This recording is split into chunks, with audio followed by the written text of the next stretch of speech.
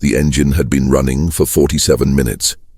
The child knew because he had counted each one, hoping someone would finally look at that car stopped at pump 3, where the man behind the wheel wasn't moving and something very wrong was happening in the back seat.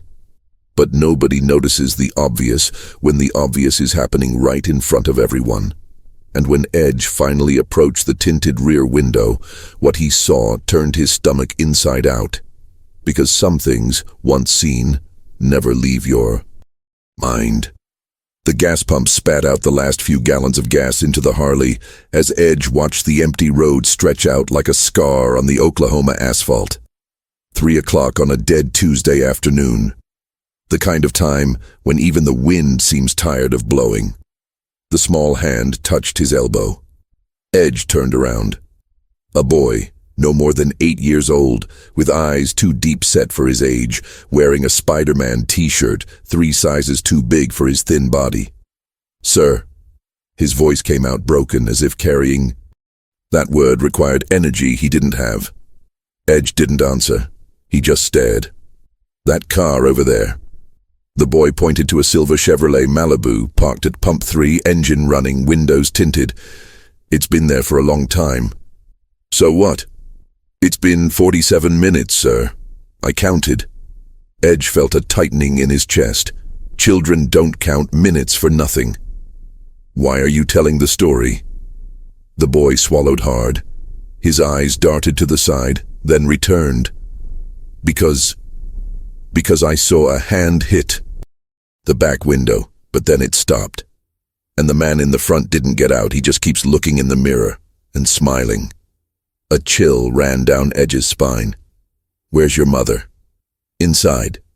She works at the cash register, but she doesn't believe me. She says I make things up."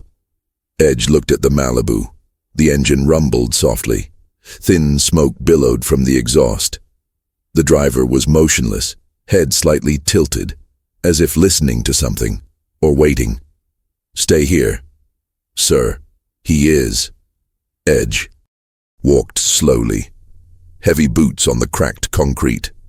The sun beat down, but something in the air was cold. He passed pump 2, then pump 1. The Malibu remained stationary, engine running, windows closed. When he was about 3 meters away, the driver turned his head. Their eyes met, and the man smiled. It wasn't the smile of someone who is happy. It was the smile of someone who knows something you don't yet know. Of someone who is waiting for you to discover it. Of someone who wants you to discover it. Edge moved 2 more steps closer. That's when he heard a muffled sound, soft, coming from inside the car. A cry. Very quietly, almost inaudible. But it was there. Edge felt his muscles tense. His hand instinctively went to his pocket, where the bone-handled knife always was. He didn't take it out. Not yet. But his fingers brushed against the cold metal. The driver kept looking, still smiling, as if he were saying, "Go ahead, meddle where you're not wanted." Edge took another step. That's when he saw the hand, small, pale, pressed against the tinted rear window. Fingers spread, trembling, and then it disappeared. Edge knew he had 3 seconds to decide whether to turn his back and pretend he hadn't seen anything, or to open that door and find out why the driver so desperately wanted him to do exactly that. If you haven't subscribed yet, do it now, because this story will break you inside, and you need to see how far Edge will go to save someone nobody else wants to see. Comment where you're watching from. Edge stopped beside the rear door. The tinted glass reflected his own face. Grey beard, tired eyes, lines of someone who has seen too much. He banged on the glass. Twice. Firmly. Nothing. He leaned forward. He tried to see through the glass. Only shadows. But the crying continued. Quiet. Muffled. As if someone were trying not to make a sound. As if you had learned that making noise only makes things worse. "Hey."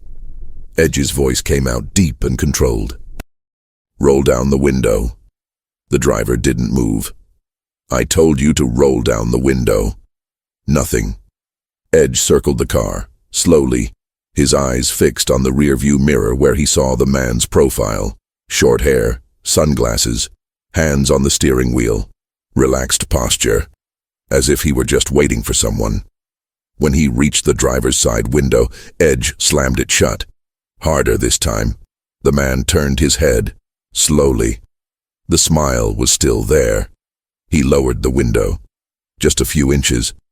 "Can I help you?"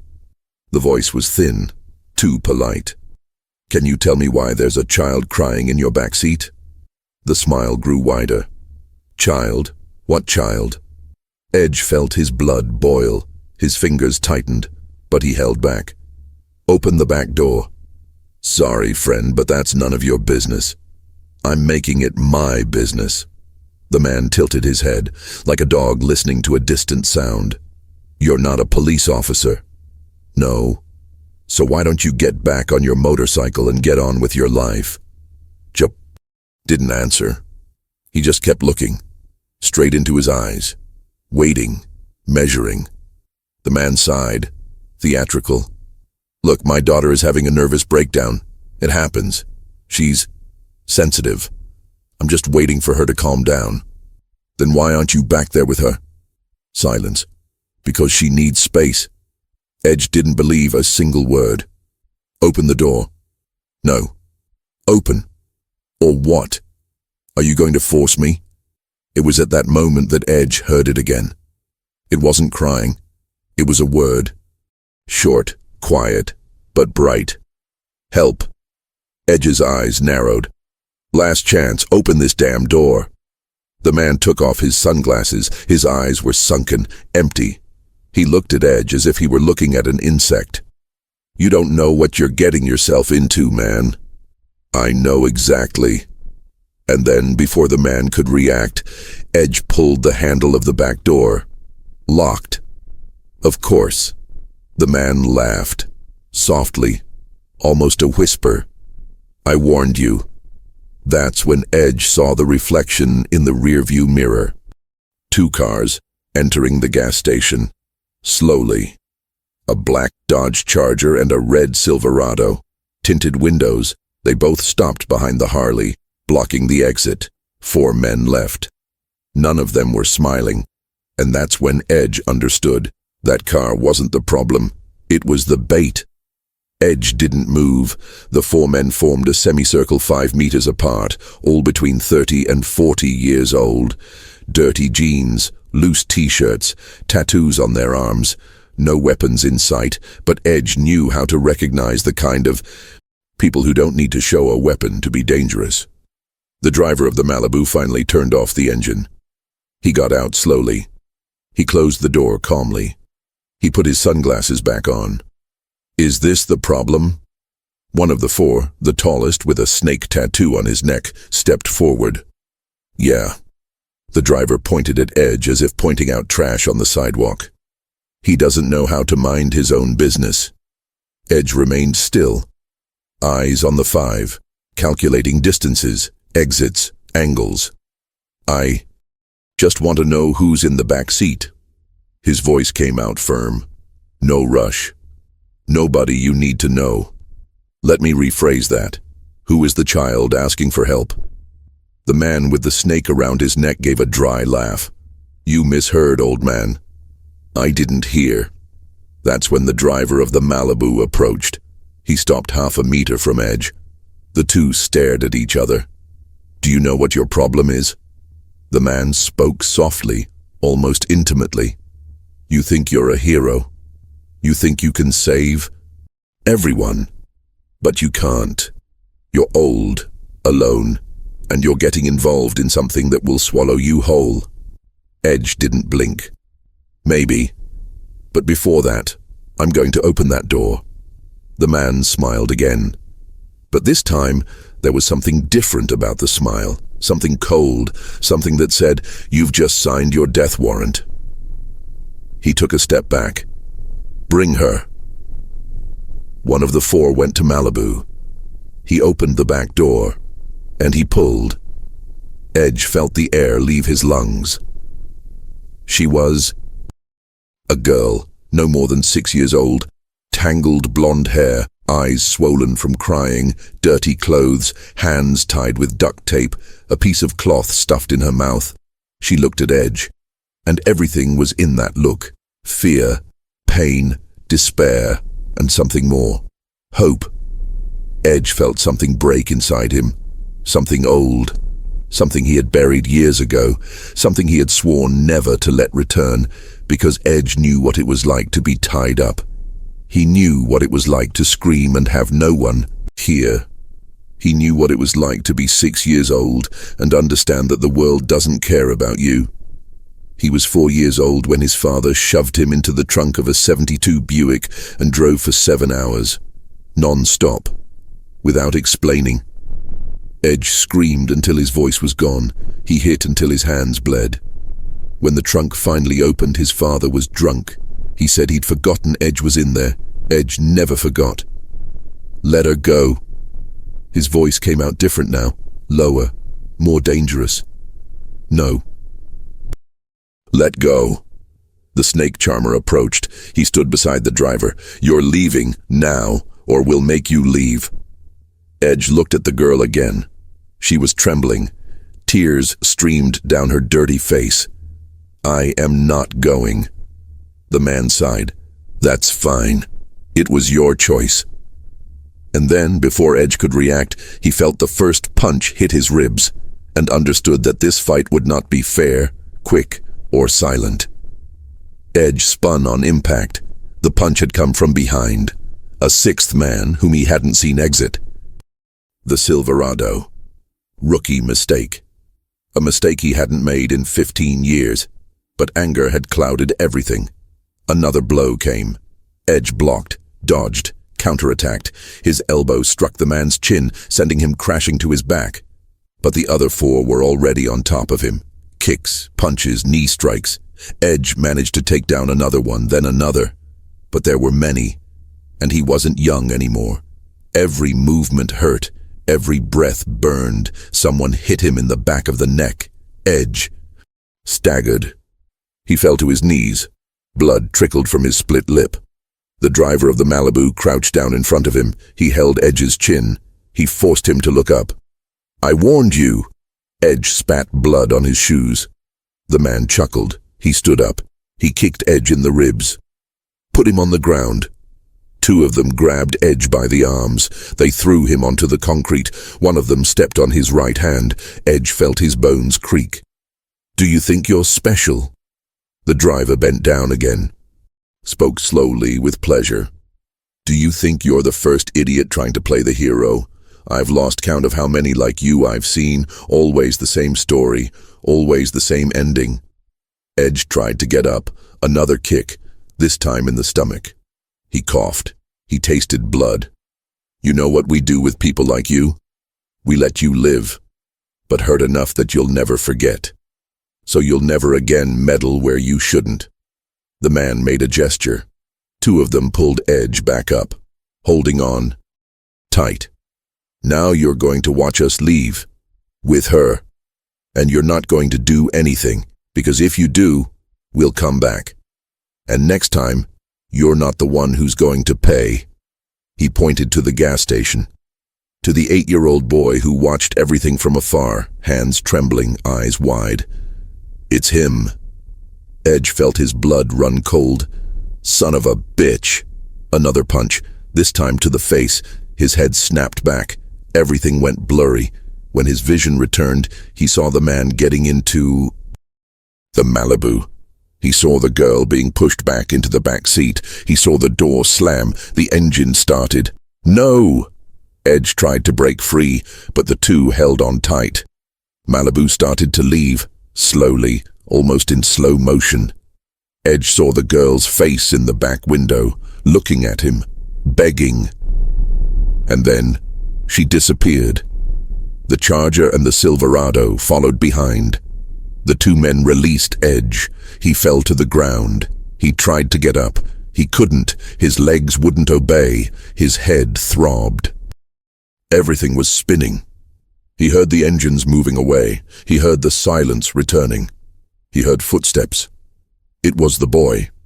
He knelt beside Edge. Sir, are you all right?" Edge didn't answer. He just looked at the sky, at the sun that was still shining as if nothing had happened. "Sir, what do we do?" Edge closed his eyes, and then, from the depths of his throat, came the only thing that mattered. "Call the club. Now." 23 minutes later, 3 Harleys pulled into the gas station. The roar of their engines tore through the silence like blades. They stopped in formation. They turned off their engines. They got off. 3 men, patches on their backs. Road Reapers MC embroidered in black letters, skull with wings. Oklahoma chapter. The first was Wrench, 62 years old, retired mechanic, white beard down to his chest, hands as big as shovels. He had pulled Edge out of a bar fight 15 years ago when Edge still drank too much and looked for trouble to try and forget what couldn't be forgotten. The second was Ash, 47, ex-military, Afghanistan. He returned missing 3 fingers on his left hand and with nightmares that never stopped. He didn't talk much, but when he did, it was best to listen. The third was Demon, 39, the youngest. Tattoo on his face, history of arrest for assault. But inside the club, he was the most protective. Nobody knew why. Nobody asked. Edge was sitting on the curb, swollen lip, black eye, torn shirt. Right. Hand bandaged with the boy's t-shirt. Wrench approached. He stopped in front of him. He looked down. "What the hell have you done, Edge?" Edge looked up. He tried to speak. His voice came out hoarse. "They took a girl." Wrench frowned. "Which girl?" 6 years old, blonde, tied up. She was in the back seat of a silver Malibu. Ash approached. "Plate?" "I didn't see it." "How many were there?" 6, plus the driver. Demon whistled softly. 7 against 1, and you're still alive. You're getting soft, man." Edge didn't answer. He just clenched his fists. Wrench crouched down. He was at Edge's eye level. "Are you sure about what you saw?" "I have. Because if we get involved in this, there's no going back. You know that." "I know. It could be drug trafficking. It could be a gang. It could be corrupt police. It could be federal stuff. We could all get screwed along with you." Edge looked directly into Wrench's eyes. "She looked at me and asked for help. I don't care if it's drug trafficking, a gang, or the president. I'm going after them." Wrench gripped Edge's shoulder. He squeezed. "You know that if we go in to kill or be killed, right?" "I know." Ash lit a cigarette.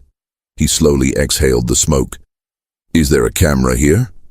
The boy who was still there nodded. "Yes, it does, but it's been broken for 3 months. My boss never fixes anything." Demon walked over to where the cars had stopped. He crouched down. He looked at the ground. He picked something up.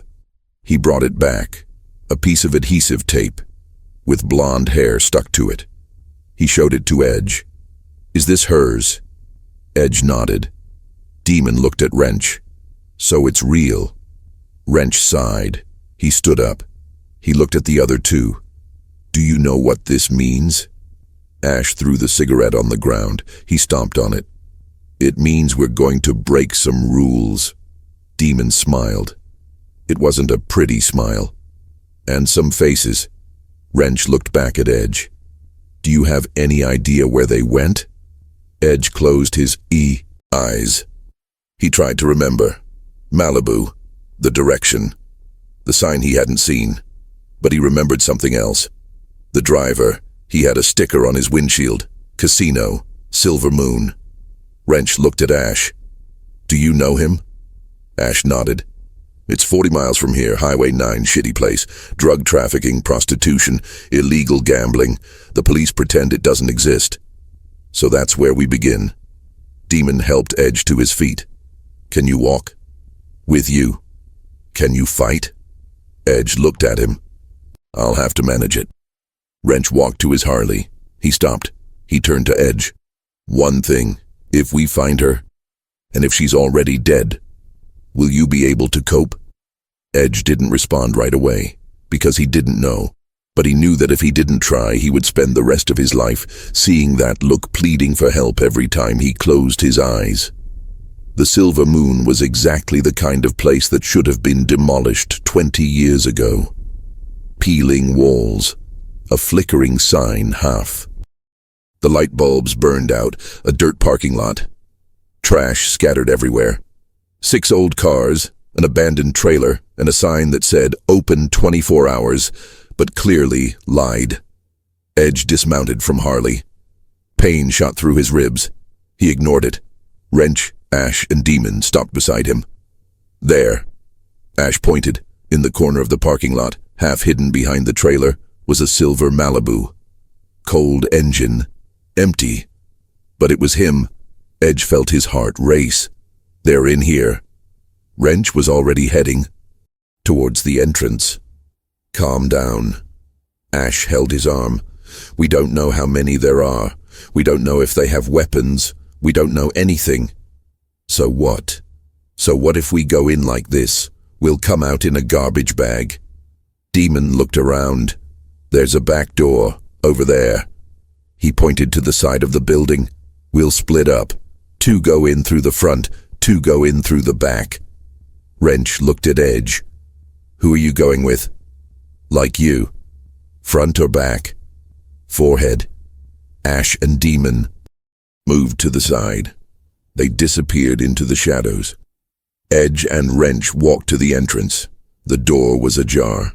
The sound of slot machines playing, the smell of cigarettes and stale beer.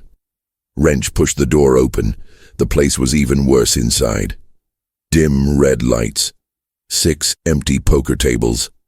3 slot machines flashing on their own. A long bar with 2 occupied stools. And in the back, at a round table, 4 men were playing cards. One of them was the driver of the Malibu. He looked up. He saw Edge. He dropped the cards. You never learn, do you? The other 3 at the table stood up. One of them was the one with the snake around his neck. Wrench stepped forward. Where is the girl? The driver smiled. Which girl? I'm not going to ask again. Then don't ask. That's when Ash and Demon came in from the back. 6 men now, 4 against 2, almost even. Last chance. Wrench's voice came out cold. Where is she? The driver stood up. He put his hand on his seatbelt. That's when Edge saw it, around his waist, fastened by his belt, a revolver. You're going to get out of here now, or I swear I will. He didn't finish the sentence, because Demon was already on top of him. The blow was swift, brutal. The driver fell backward, hit the table. Cards flew. The other 3 reacted. One of them pulled out a knife. Ash disarmed him with one movement. His arms snapped shut. The man screamed. Another tried to hit Wrench. Wrench blocked. He counterattacked. The man fell. He didn't get up. The third one ran to the back. Demon followed. Edge lunged at the driver. He grabbed him by the collar. He lifted him up. Where is she? The man spat out blood. He is going to screw it up. Edge threw him against the wall, pinned him down, his forearm pressed against his throat. Where is she? The man tried to breathe. He couldn't. His eyes began to roll. Edge. Wrench gripped his shoulder.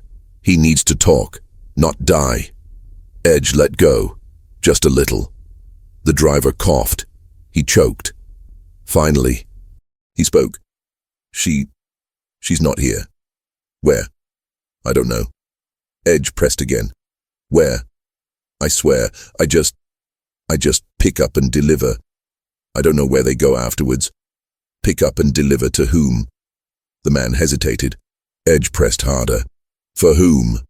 Pro collector. Silence. Wrench and Ash exchanged glances. The collector? Ash stepped forward. Are you serious? The driver nodded. Tears were streaming down his face. I have no choice. He kills those who disobey.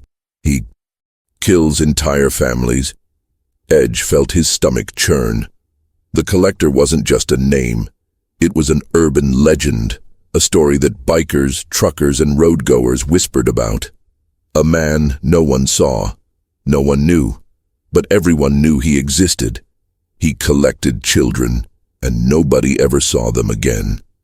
Edge let go of the driver. He took 2 steps back. Where is it located? I don't know. Lie. I swear I don't know, the man shouted. I only deliver to one point. Someone picks it up. I never see who. I never see where they go. What point? Highway 33, kilometer 58. There's an abandoned warehouse. I leave it there. 2 hours later, it's gone. Edge looked at Wrench. How long ago did you leave her? The driver looked at his watch. 3 hours. The world stopped. 3 hours. She had already left.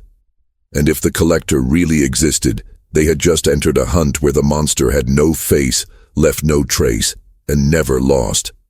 The warehouse was in the middle of nowhere. Broken fences. Tall. Grass.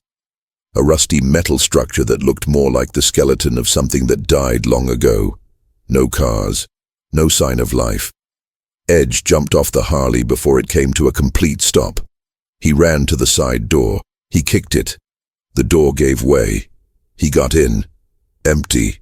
Completely empty. Just dust. Old tires piled in a corner, oil stains on the ground, and in the center, tracks from recent tires. Someone had been there.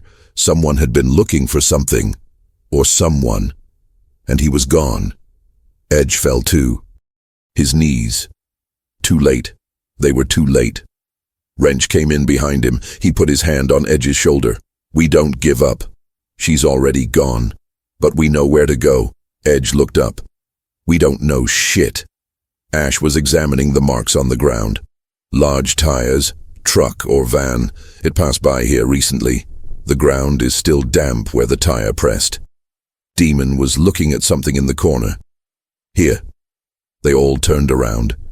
He was holding a piece of fabric, small, white, with stains of dirt and blood. Edge stood up. He walked over to Demon. He picked up the fabric. It was part of a mango, a child's mango. He clutched the fabric in his hand. He closed his eyes. She was here. And now it's not anymore. Wrench picked up his cell phone. He started dialing. I'm going to call Preach. He knows people. If this collector guy really exists, Preach will know. Ash was still looking at the tire tracks. If we follow the direction, we can figure out where he went. He could have turned anywhere, or he may have gone straight there. Edge tucked the piece of fabric into his pocket. He turned to Wrench. How long until Preach calls back? 20 minutes. Maybe half an hour. We don't have half an hour. We can't just run off aimlessly either. I can. Wrench hung up the phone. He looked intently at Edge. You're going to screw things up if you go alone. Perhaps. It's not a maybe. It's a certainty. You're hurt. You're blinded by rage. And you're trying to make up for something you couldn't do 30 years ago. Silence. Edge did not respond. Because Wrench was right. This wasn't just about the girl. It was about the 4-year-old boy locked in the trunk of a car. It was about not having been saved. It was about saving someone now in an attempt to erase what was never erased. I know, Edge finally spoke, but I don't care.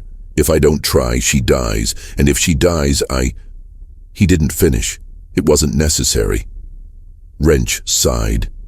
He looked at the other two. Are you guys inside? Ash nodded. Demon smiled. Always. Wrench called again. 3 rings. Someone answered. Preach, it's Wrench. I need everything you have on the collector. Break. I know it's a legend, but legends don't leave a trail of blood. Another pause. Okay, I'll wait. He hung up. He looked at Edge. He's going to call some contacts. He said he knows a guy who worked on an investigation that never went anywhere. Something about missing children in the region. The FBI shelved it. But the guy still has the files. How long? 15 minutes. Edge looked at the road. The highway stretched out, empty, silent. Somewhere in that direction, a 6-year-old girl was alone. Scared, waiting for someone who might never come. 15 minutes, Edge repeated. Demon lit a cigarette. You know that if we find the collector, we can't leave him alive, right? Edge looked at him. I know. Because if he's been doing this for years, there are people protecting him. The police. Judge, maybe even federal agents, and if we mess with that, we become targets. I know. Demon took a drag. He exhaled the smoke, then let them come. Wrench's phone rang. He answered. He listened. His eyes narrowed. He is sure? Break. Son of a bitch. He hung up. He looked at the three of them. The collector isn't a person. It's an operation. Children are taken, sold, moved across the country. The FBI tried to investigate 4 years ago. 3 agents disappeared. The investigation was closed. Orders from above. Ash spat on the ground. So it's federal. Worse. He's protected by the federal government. Edge felt his blood boil. And the girl? Wrench hesitated. If she was taken 3 hours ago, she's probably already in a truck, going to another state, to another buyer. Edge turned his back. He took 2 steps. He stopped. I don't care who protects her. I don't care where she is. I'm going after her. Wrench put the phone away. We'll go after it. But what none of them knew was that while they were talking, the girl was no longer in a truck. She was just 12 miles away, locked in a basement, where the collector was personally waiting to meet his new acquisition.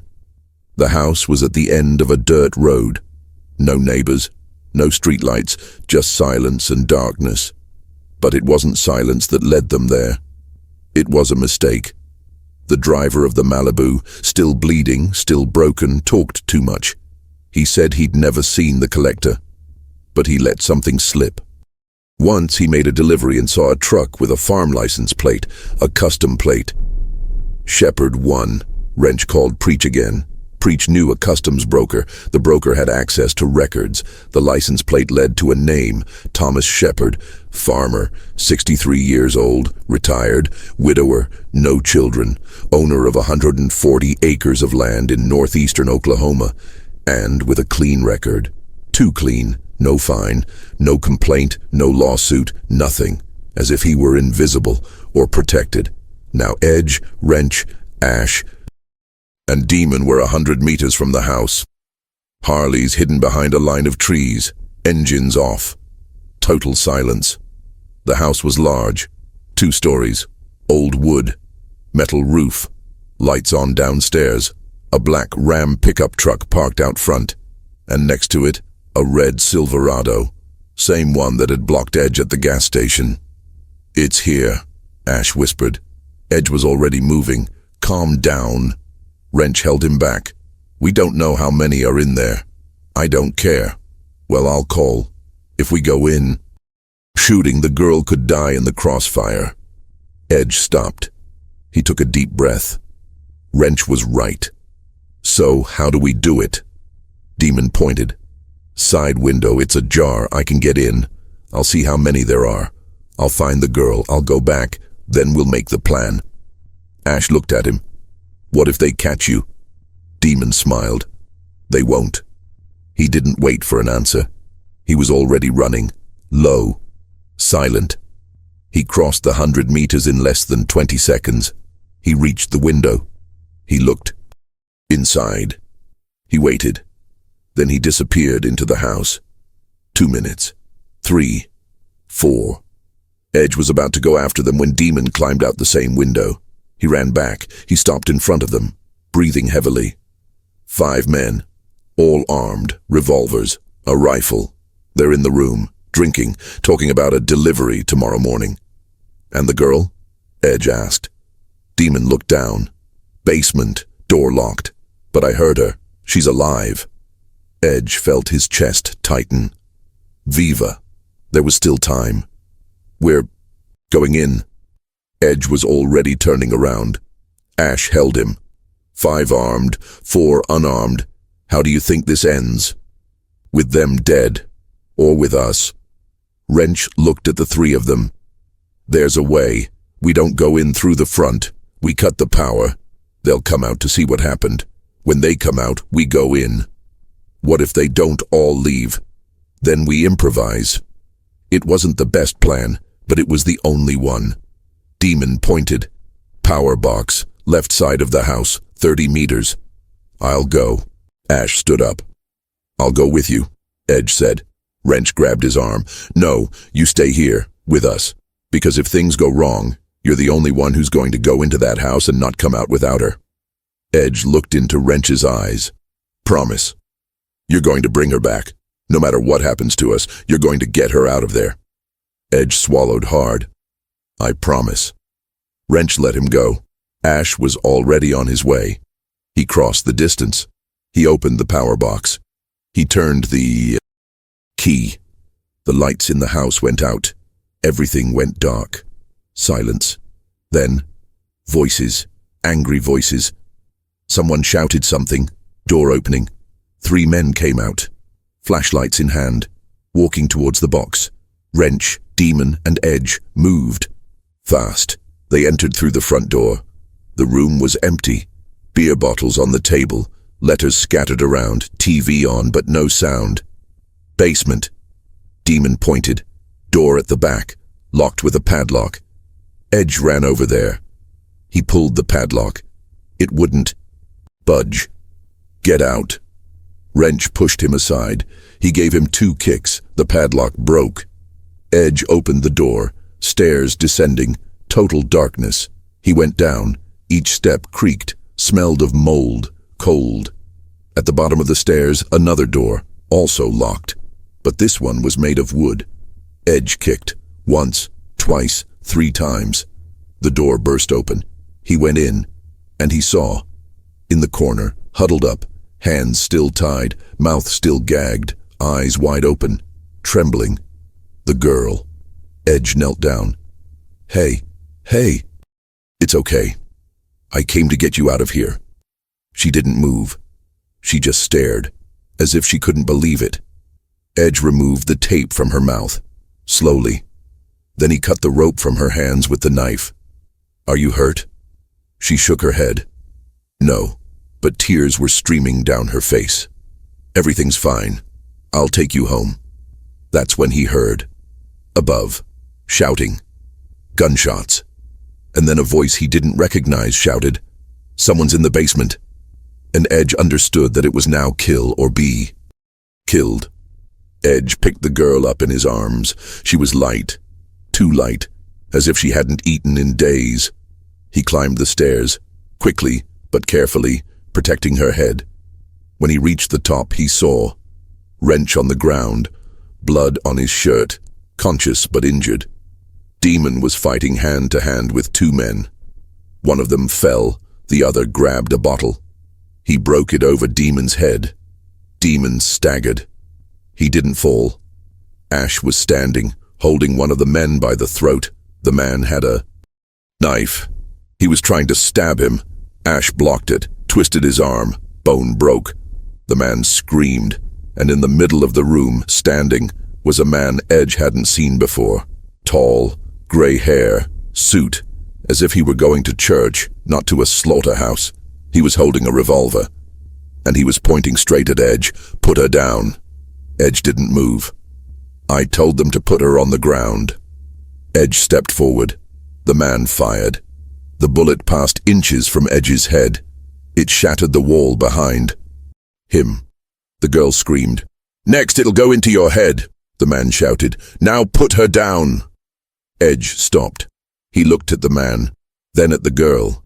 She was trembling, clinging to him, as if he were the only thing keeping her alive. No, Edge said, firmly. The man narrowed his eyes. Would you rather die with her in your arms? If necessary. The man gave a dry laugh. Do you think you're a hero? Do you think it matters? Tomorrow I'll get another one. Next week 2 more. You guys don't change. Anything. You're just a nuisance. Edge took another step. The man adjusted his aim. 1 more step and I'll shoot. Edge looked him in the eyes, and he took the step. The man fired, but Demon was faster. He threw himself in front. The bullet hit his shoulder. He screamed, but he didn't fall. He lunged at the man. He knocked him down. The revolver flew away. Demon punched once, twice, 3 times. The man stopped moving. Silence. Edge looked around. 5 men, all on the ground. 2 dead. 3 unconscious. Wrench stood up, pressing on the wound. Ash helped. Demon was on his knees. Blood was trickling from his shoulder, but he was smiling. We did it. That's when they heard sirens, far away, but coming in their direction. Ash looked out the window. Police, 3 patrol cars, coming quickly. Wrench looked at Edge. You need to go, now. And you? We'll hold them off. Buy time. Go. I won't let it. Go, Wrench yelled. You promised. You promised you'd get her out of here. So get her out. Now. Edge looked at the girl, then at Wrench. I'll be back. I know. Edge ran. He went through the house. He went out the back door. He crossed the field. You reached the trees. You found Harley. He started the engine. He placed the girl in front of him. He held her tightly. Hold on to me. Don't let go. She grabbed his shirt. Edge accelerated. The Harley roared. It turned onto the dirt road, then onto the highway. Behind him, the sirens grew louder. But he didn't look back. I couldn't, because if I looked, I would turn back. And if he went back, he might not save anyone. He drove, fast, dangerously. The girl clung to him, trembling, but alive. 20 miles later, he stopped. At a gas station, dim lights. He went downstairs. He picked up the girl. He went inside. He bought water, chocolate, an old blanket that the clerk had in storage. He wrapped her in the blanket. He gave her water. She drank slowly. Then she ate the chocolate. Without speaking, Edge sat down on the floor next to her. He remained silent.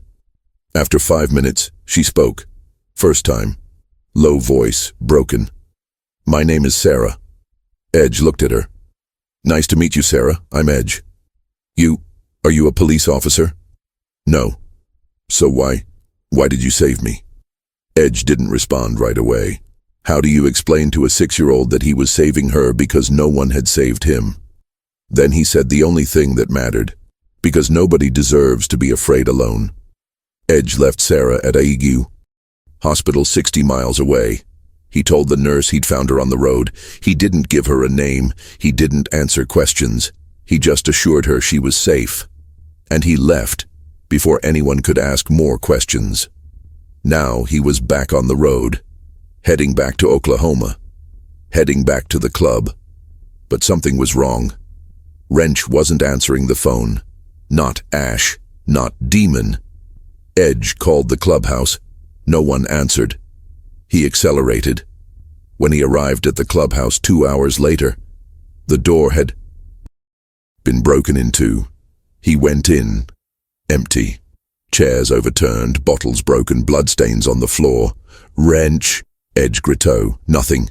Ash. Demon. Silence. In the bar, a note left on the counter, written in shaky handwriting. They took everyone away. Federal police. They said we're under investigation for kidnapping, assault, and homicide. They took us to the county. I don't know when they'll release us, if they ever will. Take care of yourself, Edge. Wrench. Edge crumpled the ticket. Seizure. They were accusing the club of kidnapping the girl. They were saying that the club had kidnapped the girl. Edge punched the counter. The wood cracked. Of course, the collector was protected. When Edge and the club intervened, they broke the scheme. And now, someone was cleaning up the mess, arresting those who knew too much, silencing witnesses, and turning the saviors into criminals. Edge picked up his cell phone. He called the hospital. He asked to speak to the nurse who had received Sarah. Excuse me, sir, but the child you brought has already been released. Edge felt his blood run cold. What do you mean by released? A man came with documents. He said he was her father. We checked. Everything was in order. He took her. What kind of man? Sir, I can't. Edge turned it off. Okay. Sarah had been returned to her father, and Edge knew exactly what that meant. They had taken her back. It had all been in vain. He saved her. He risked everything. He lost the club. He lost his brothers. And in the end, she went back to hell. Edge fell to his knees. He closed his eyes. He felt the weight of 30 years collapsing all at once. He hadn't saved her, just like no one had saved him. That's when the phone rang.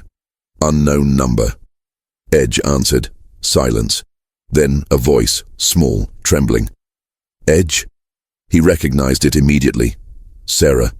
Sarah, where are you? I don't know. There's a man. He said he's my father, but he's not. He's taking me. Where to? I don't. No, you saw a sign. State border. And a number 77. Highway 77, heading south. Texas. Sarah, listen. Can you see anything else? There's a trailer.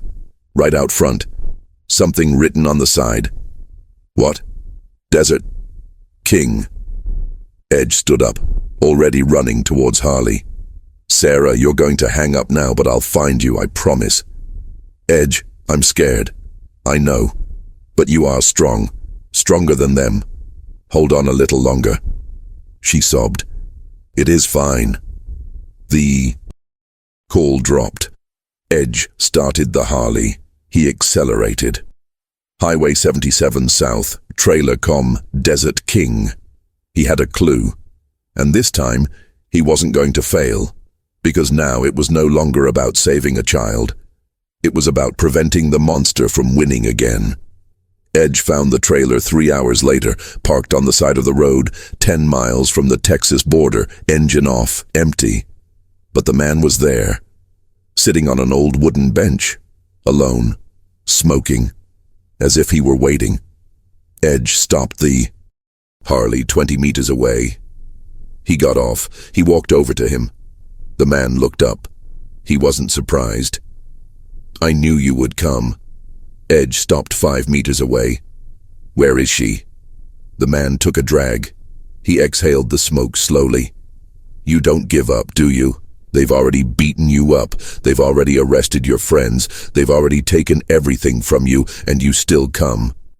I asked where she is. The man pointed with his cigarette. But behind the trailer, tied to a post, gag in her mouth, eyes wide open. Sarah. Edge took a step. The man stood up. He opened his coat. He showed the gun in his belt. Slowly, Edge stopped. I didn't come here to kill you. No, I came to make a trade. The man tilted his head. What kind of exchange? Tell me who pays you, who protects you, who the real collector is.